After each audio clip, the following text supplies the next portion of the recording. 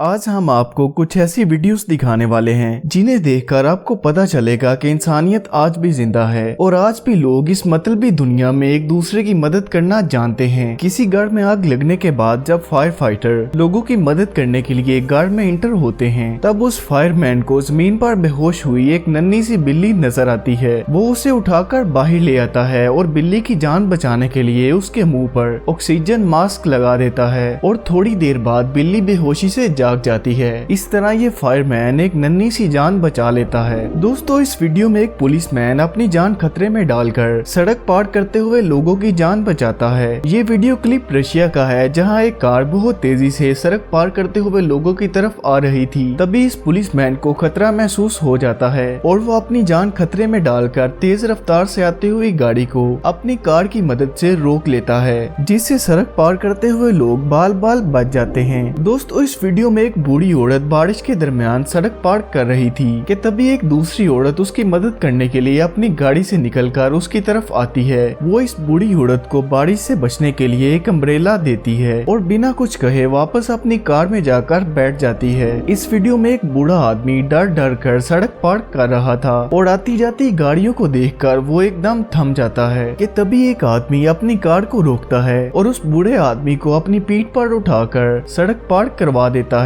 जो कि इंसानियत की जीती जागती मिसाल थी। दोस्तों, एक ऑफ ड्यूटी पुलिसमैन शाम के वक्त अपनी फैमिली के साथ टहलने के लिए निकला था कि तभी उसे किसी औरत के चिल्लाने की आवाजें आती हैं, क्योंकि उसका बेटा पानी में डूब रहा था। ये देखते ही बिना कुछ और सोचे वो पुलिसमैन पानी में कूद जाता है और तैरकर उस बच्चे को किनारे पर ले आता है, जिससे उसकी जान बाल बाल बच जाती है। दोस्तों, इस वीडियो में कुछ लोग एक ह्यूमन चेन बनाकर इस नदी में डूब रहे कुत्ते को बचा रहे होते हैं, जिसके बाद सभी लोगों के चेहरे पर एक बहुत ही खूबसूरत मुस्कुराहट आ जाती है।